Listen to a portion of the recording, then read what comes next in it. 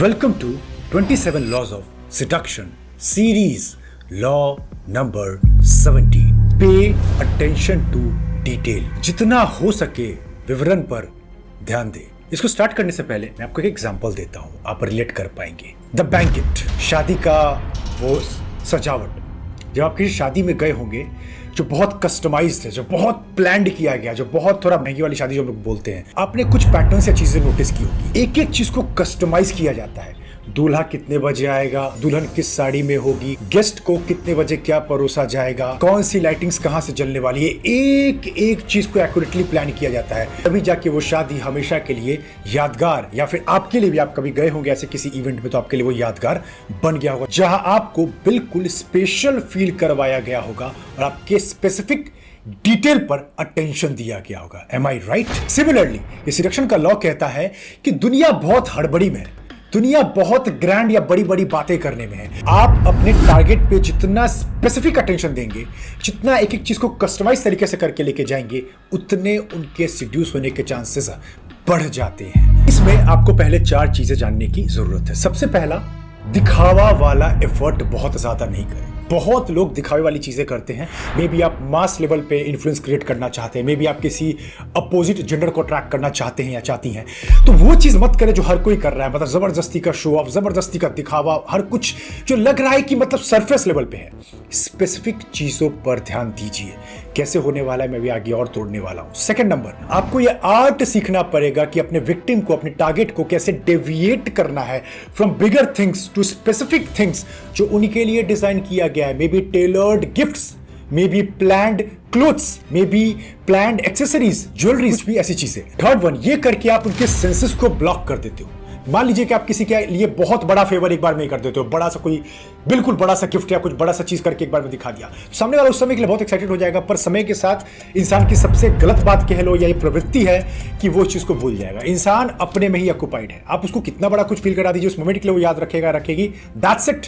इससे अच्छा मेरा मानना है, गिफ्ट जब भी किसी को दीजिए, छोटे छोटे अमाउंट में दीजिए और स्लो स्लो मजा दिलवाइए। और किसी को पेन देना है तो एक बार बड़ा पेन दीजिए कि वो हमेशा याद रखे, लेकिन गिफ्ट देना है तो प्यार से थोड़ा थोड़ा, कि वो हर समय आपके लिए और क्रेव करे उस रिवॉर्ड के लिए और थोड़ा मेहनत करे।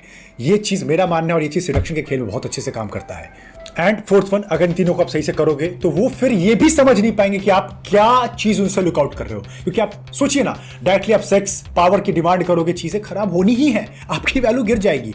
बट आप इतनी छोटी छोटी चीजें आप कर रहे हो कि सामने वाले को हवा भी नहीं लग रहा है, उसको पता भी नहीं चलेगा कि कब वो अपने आइलैंड को छोड़ के, अपने सेफ प्लेस को छोड़ के आपके एरिया में आ चुका है, आ चुकी है, और आपके अकॉर्डिंग गेम चलेगा। अब मैं आपको फिर से याद दिला रहा हूं, ये कोई मैनिपुलेशन टेक्निक्स नहीं है, आप किसी को मैनिपुलेट कर रहे हैं, कर्मा इज रियल। और मैं जब भी आपको कुछ सिखाता हूं, I make sure to make you as an aware individual. कोई आपका फायदा नहीं उठाए और इस chaotic वर्ल्ड में आप ऑर्डर और chaos के बीच में अपनी जगह सही से बना कर रखें। That's my mission. 11th century में एक जापानीज नोवेल जो कि बहुत पॉपुलर हुआ, in the game of seduction, उस समय बहुत इसने रूल किया था। जैसे आज मेरे कई वीडियोस या सीरीज कभी करें, तो उसमें बुक का नाम था द टेल ऑफ जेंजी। तो उसके अंदर एक बहुत पॉपुलर कैरेक्टर है, whose name was Prince Genji. मतलब एक जगह के वो बादशाह थे या प्रिंस थे। तो उनके जो नेबरिंग कंट्री के जो उनके फ्रेंड थे, क्लोज फ्रेंड कह लो, उनकी डेथ हो गई किसी वजह से। तो उनकी एक बहुत सुंदर बेटी थी जिनका नाम था तमा कजूरा। तो मैं शॉर्टकट के लिए तमा बोलूंगा, आप समझ जाना। तो तमा काफी सुंदर थी और जिंजी का कहीं ना कहीं थोड़ा बहुत उनकी तरफ दिल आ गया था। बट चूंकि ये भी नहीं कर सकते थे क्योंकि एज गैप बहुत ज़्यादा था, तो इस चीज़ को आगे बढ़ावा कैसे दिया जाए, चीज़ें खराब हो जाती। चूंकि उनके फादर नहीं रहे तमा के, तो ये जिम्मा जिंजी के ऊपर आ गया, क्योंकि जिंजी उनके फादर के दोस्त थे। तो जो प्रिंसेस थी वो उनके महल में शिफ्ट हो गई और पहले जिंजी वही गलती करने लगे, बहुत हार्ड सीड्यूस करने की कोशिश करने लगे, क्योंकि जब भी वो उनको देखते थे तो कहीं ना कहीं वो एक्साइटमेंट थोड़ा बहुत जाग जाता था कि इतनी सुंदर चीज मैं कैसे किसी और को दे दूं, and she is a princess so she deserves a prince. तो वो बहुत हार्ड सीड्यूस कर रहे थे, चीजें खराब हो रही थी और कहीं ना कहीं ये भनक फिर तमा को लग गई थी। जिंजी के एक भाई भी थे जिनका नाम था होतारू। आप नाम एग्जैक्टली देख लेना, बट नाम यहाँ पे होतारू है। तो फिर उस जमाने में लड़कियों को पर्दों से बाहर नहीं आने दिया जाता था। जब लड़कियों को या प्रिंस को किसी को पसंद करना होता था तो पर्दों के पीछे से ही देखना पड़ता था, या आईने में झलक देखनी पड़ती थी, या आवाज सुनकर डिसाइड करना पड़ता था कि whether they are good fit for them और नॉट। तो बहुत चीजें होती थी उस वक्त के रिचुअल्स थे। चूंकि वो प्रिंसेस थी तो पूरे दरबार में ऐसे घुमा करती थी, थोड़ी बड़ी हो चुकी थी, यंग थी, काफ़ी चार्मिंग फेस था। तो सब दरबारियों के बड़े बड़े जो लीडर्स थे वहाँ पे सबकी नज़र उस पर आ चुकी थी। हर कोई लव लेटर लिख रहा था, उस वक्त लव लेटर चलता था, व्हाट्सएप नहीं था, तो हर कोई अपने तरीके से प्रेम पत्र दे के उनको इंप्रेस करने की पूरी कोशिश कर रहा था। और कहीं ना कहीं सारे प्रेम पत्र घूम फिर के जेंजी के पास आ जाते थे, क्योंकि जेंजी कहीं ना कहीं नज़र रखते तो थे। तो एक बार की बात है कि जेंजी ने बहुत हार्ड ट्राई किया, जिसकी वजह से तमा को एक भनक लग गई और चीज़ें थोड़ी खराब हो गई। उन्होंने एक महल के कमरे में मौके का फायदा उठाकर, बहुत गलत नहीं करना चाहा बट थोड़ा पास लाने की कोशिश की, बट इससे वो डर गई, चिल्लाई और चीज़ें खराब हो गई। तो बट यहाँ पे भी जेंजी का इन्फिचुएशन कम नहीं हुआ, तो वो बोल रहे थे अब कुछ और तरीका लगाना पड़ेगा जिसके थ्रू चीज़ें बेटर हो, because she is beautiful and और मैं उसको कहीं और नहीं जाने दे सकता। अब ये चीज़ ईगो है क्या है, हम लोग यहाँ फाइट नहीं देखेंगे कि ये गलत था, सही था, एज गैप सही था, नहीं, हम लोग सिडक्शन के पर्सपेक्टिव से समझेंगे। तो एक बार लेटर जब पढ़ के वो तमा की हेल्प कर रहे थे, तो एक लेटर उनके अपने भाई का आ गया। तो उन्होंने जब उस लेटर को पढ़ा तो पाया कि वो पूरी तारीफ कर रहे हैं, तमा तो मुझे मौका भी नहीं देती, एक बार मिल तो लो, अपनी आवाज़ तो सुनाओ, मैं इतना बुरा नहीं हूँ, मैं दिल का बहुत अच्छा हूँ, give me a chance, begging begging begging चल रहा था। तो ये चीज़ जेंजी ने पढ़ा तो जेंजी समझ गया कि अगर उन्होंने जल्दी कुछ नहीं किया तो तमा उनके हाथ से निकल भी सकती है। तो अब उन्होंने स्पेसिफिक डिटेल पे फोकस करना स्टार्ट किया, जो कि इंसान सामने तो नहीं देख पाता जो कि विक्टिम है, बट स्लोली स्लोली वो ऑब्जर्व करता है ना। उन्होंने यहाँ पे 3-4 स्टेप्स चले जो कि कैलकुलेटेड थे, जिसके बाद तमा उनकी बन गई। सबसे पहला स्टेप था कि जेंजी ने तमा को आश्वासन दिलाया कि मैं तुम्हारी हेल्प करूंगा, सो डरो मत मुझसे, मैं आपके लिए ही हूँ, आपके सारे लव लेटर्स को फिल्टर करने में मदद करूंगा, क्योंकि लड़के हर तरीके के सही नहीं होते, सिर्फ वो सेक्स के पीछे पड़े हुए आपके पीछे।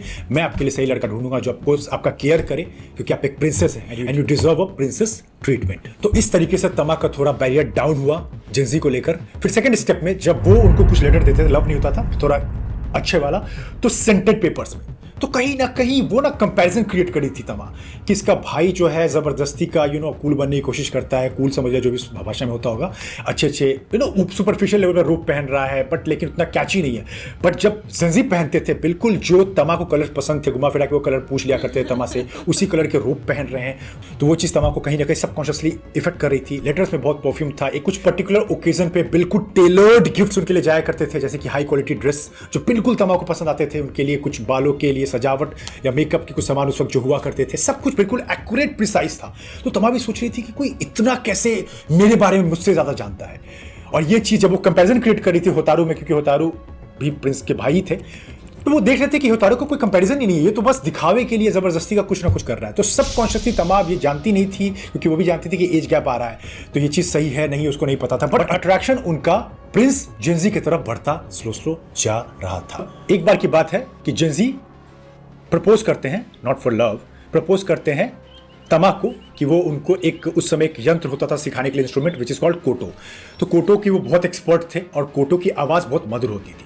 और ये बात कहीं ना कहीं उनको भनक लग गई थी कि जब तमा अपने महल में होती थी उस वक्त जब उनके फादर जिंदा थे, तो वो बहुत बचपन में सुना करती थी कोटो को। तो फिर जैसे ही कोटो की बात सुनी, तमा बहुत खुश हो गई कि यार कोई मेरे बारे में इतना सोचता है, या फिर वाकई में किसी को कोटो इतना पसंद है, क्योंकि ये पुराने तरीके का यंत्र है, कोई लाइक करे नहीं करे, जैसे कि आज की दुनिया में आप समझिए सितार, कौन सितार बजाता है, सबको गिटार पकड़ना है। जेंजी ने कहा कि तमा एक काम करेंगे, तुम मुझे बताओ कि कौन सा गाना प्ले करना है, जो भी धुन प्ले करना आप मुझे बताओगे, मैं वो धुन को प्ले करूंगा।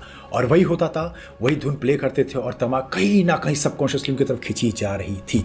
और उसके बाद भी जेंजी बहुत एक्यूरेट थे, एक एक चीज मेक श्योर करते थे। जब वो प्ले करते थे कोटो, वो शाम का वक्त होता था, जब कोई भी डिजाइन नहीं होता था महल का, कोई वॉर की बातें नहीं हो रही थी, बिल्कुल पीस, उनका गार्डन और लाइट्स को एक्यूरेटली उस वक्त जो भी उसमें लैंप या जो भी चीज़ होती थी बिल्कुल एक्यूरेट वो सेट करवा देते थे कि डिम लाइट जले, एक वाइब सेट रहे, मून के नीचे वो लोग लेट कर कोटो बजाएं।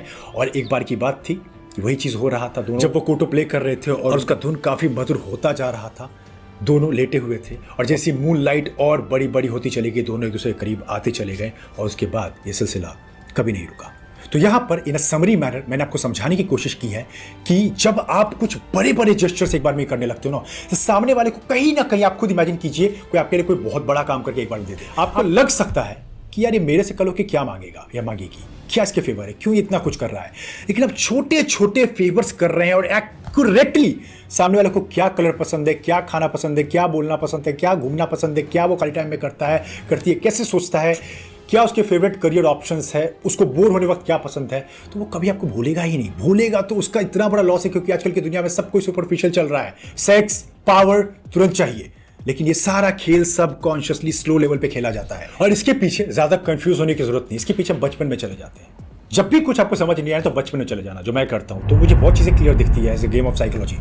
जब बचपन में हम थे, याद कीजिए, जब सर्कस जाना होता था, इतने एक्साइटेड, अच्छा शेर देखने को मिलेगा, जोकर आएंगे, हर चीज में हम लोग एकदम एक्साइटेड भरे होते थे कि ये भी देखने को मिलेगा। एक एक चीज को लेके एक्साइटमेंट, अटेंशन देना कि ये देख जोकर कौन सा कपड़ा पहनेगा, मैं उसको देख के डर सकता हूँ क्या, बहुत सारी चीजें होती थी। लेकिन जैसे जैसे हम बड़े हुए हमारी जिंदगी ब्लैंड होती जा रही है, कोई एक्साइटमेंट नहीं है, सड़ी हुई जिंदगी है, जॉब घर, वही फिर बॉस से लड़ाई, घर पे झगड़ा, गर्लफ्रेंड का बहस, बहुत कुछ क्योटिक होता रहा है। तो इस वजह से हम अपनी स्पेसिफिक डिटेल वाली खुशियां को भूल गए। बस जिंदगी चल रही है ना, ठीक है, क्या होता है, कौन बदलता है डेली शर्ट, ठीक है, ब्लू शर्ट पहन के 4 दिन चला जाऊंगा, कौन सा बॉस को मुझे इंप्रेस करना है। तो सब चीजें बिल्कुल ब्लैंड हो जाती है और यहीं पे जो टॉप क्लास सीड्यूसर होते हैं वो समझते हैं कि वो इंसान बड़ा हो गया है बट दिमागी लेवल पे भी वो बच्चा है, उसे भी वही प्यार, वही केयर, वही अटेंशन चाहिए और स्पेसिफिक चीजों पे ध्यान दिया गया, वो उस मोमेंट को नहीं भूलेगा या नहीं भूलेगी। और यही आप इस सिडक्शन स्ट्रेटजी के थ्रू चुपचाप एक्यूरेटली प्लान करके, थोड़ा मेहनत करके अलग होके, देखो सिंपल रूल है जिंदगी का, मैंने ये हर चीज में पाया है। आपको स्पेसिफिक बहुत चीजों में जाना पड़ेगा, मेरे बहुत सारे ऐसे एग्जांपल हैं। और स्पेसिफिक तभी आता है ना जब सामने वाले में इंटरेस्टेड हो। तो वैसे भी जो लोग या मैनिपुलेटर है या जो सिर्फ फक बॉय या फक गर्ल्स बने घूम रहे हैं, उनके लिए स्ट्रेटजी वैसे काम नहीं करेगा, क्योंकि उनको हर चीज हड़बड़ी में चाहिए होगा। ये गेम उसी के लिए जो बहुत स्लो लेवल पे मास लेवल का इन्फ्लुएंस क्रिएट करना चाहता है अपनी ऑडियंस के लिए, या मे बी किसी लड़की को इंप्रेस करना चाहता है, किसी दोस्त को इंप्रेस करना चाहता है, किसी लड़की को इंप्रेस करना चाहता है, फैमिली रिलेटिव। तो एग्जैक्ट प्लान करके, एग्जैक्ट सामने वाला क्या करेगा, कैसे सोचता है, क्या बोलता है, इसके लिए मैं रेबल्स क्लोजर्स में एक टर्म यूज करता हूं which is called ideal client अवतार, कि हमारा कस्टमर एग्जैक्ट कौन है। ये जो लोग मेरे साथ काम कर रहे हैं वो समझेंगे, या फिर जिन्होंने how to earn your first lakh workshop लिया होगा। तो कहने का मतलब यही है, आपको एग्जैक्ट समझना पड़ेगा, हड़बड़ी मत बचाइए। एज इसके ऊपर वीडियो बनाने वाला हूं, पेशेंस। मैं बार बार बोलता हूं जिंदगी छोटी है, जिंदगी छोटी है, पर छोटी में ही इतनी बड़ी है कि आप बहुत चीजें कर सकते हो अगर धैर्य रख के किया जाए। अगर आपका कोई टारगेट वाकई में इंप्रेसिव है, मे बी लव पर्सपेक्टिव से, फ्रेंडशिप पर्सपेक्टिव से, जॉब पर्सपेक्टिव से, स्लो प्लान करो। हड़बड़ी मत जाओ कि 10 लाख का सीटीसी है, 15 लाख का, वो पहले भांप लेगा तुम्हें, वो डेली यही कर रहा है। उनकी नस पकड़ो, क्या है उनकी दुखती रग, क्या उनकी हेल्प करके तुम 10 लाख से 20 लाख से प्रॉफिट बढ़वा सकते हो। फिर वो मिस नहीं करेंगे तुम्हें, करेंगे तो वो जिंदगी भर रिग्रेट में रहेंगे, या फिर एटलीस्ट कुछ सालों के लिए, किस इंप्लॉय को मैंने खो दिया, किस इंसान को मैंने जाने दिया। ये एक्यूरेसी के साथ आपको काम करना पड़ेगा, इसके लगेगा मेहनत। और जो पेशेंस की स्किल को नहीं जानता है, वैसे ही इस वीडियो को देख के सब कुछ भूल जाने वाला है। इसके लिए एक और टॉप क्लास एग्जांपल है जो मैंने लॉ नंबर 1 में शेयर किया था। One of the mysterious character, मतलब लड़कियों के गेम में जो टॉप क्लास सीड्यूसर रही, विच इज क्लियोपैट्रा बहुत एक्यूरेटली जानती थी कि मार्क एंटनी जो थे वो बिल्कुल टॉप लेवल के रूलर थे। तो उनको इंप्रेस करने के लिए, क्योंकि मार्क एंटनी हर वक्त अपने को पावर में देखते थे, टॉप क्लास मैन की तरह, कोई उनके आगे नहीं है, ऑब्वियसली ऐसा पॉजिटिव ईगो।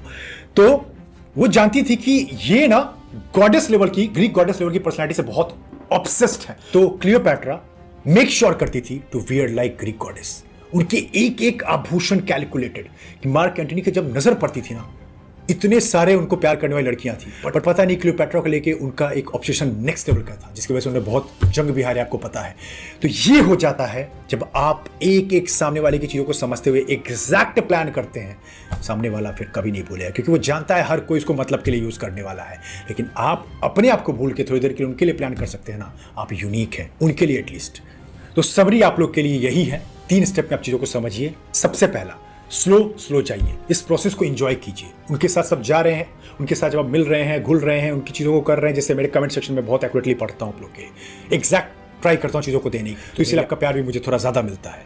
तो कहने का मतलब आप लोग के लिए यही है कि अपने टारगेट को, अपने जो आपके लिए जिनको आप सीड्यूस करना चाहते हैं, उनके लिए थोड़ा सा स्टडी कीजिए, उनके माइक्रो एक्सप्रेशन को, उनके बॉडी लैंग्वेज को। उसके लिए आप मेरा कम्युनिकेशन स्किल का वर्कशॉप चेक कर सकते हैं, वो एक नेक्स्ट लेवल का क्रेज क्रिएट कर रहा है पूरी कंट्री में। तो देखिए एग्जैक्टली वो बताएंगे नहीं, अब ये नहीं पूछ के करना है कि आप कौन सा कलर पहनते हो, आपको क्या खाना पसंद है, चुपचाप, ये सब एक आर्ट है, वक्त लगेगा। बात करते करते चीजों को नोटिस करना, उनके जानने से पहले उनके बारे में डिटेल में जानना, और अटेंशन वाली चीज है, स्पेसिफिक वाली चीज है। सेकंड वन, हर बार मैं सिखाता हूं, डू नॉट रश। सिडक्शन का गेम के लिए आपको अपनी पर्सनालिटी पूरी काम डाउन करनी पड़ेगी, उसके लिए आपको अपनी बॉडी लैंग्वेज को काम डाउन करना पड़ेगा। उसके लिए आपको मेरे 3 वीडियोस देखने पड़ेंगे। आप देखना, डेथ है, एक ब्रीदिंग को लेकर था, एक विजुअलाइजेशन को लेकर। आप देखिए, बट अपने आप को शांत पर्सनालिटी बनाइए, ऑब्जर्व कीजिए, आपने जितने भी टॉप क्लास पर्सनालिटी को देखा आज तक, ऑनलाइन ऑफलाइन सबको देखिएगा, बहुत ठहराव उनकी पर्सनालिटी में, बोलते वक्त, चलते वक्त, हर तरीके में। इसका मतलब ये नहीं कि बिल्कुल अब साइलेंट आपको हो जाना, ये मैंने आपको ऑलरेडी बता रखा है, बट याद रखिए थोड़ा सा शांत रहना सीखिए ताकि आप चीज़ों को देख पाए। हर वक्त बोलते रहोगे, हर वक्त हड़बड़ी में रहोगे तो अपने आप से निकल ही नहीं पाओगे, अपने में ही फंसे रह जाओगे। सामने वाले को देखना समझना है तो थोड़ा शांत होकर देखना पड़ेगा, ऑब्जर्व करना पड़ेगा। एंड थर्ड वन जिसपे सारा बेस टिका है, पे अटेंशन टू डिटेल।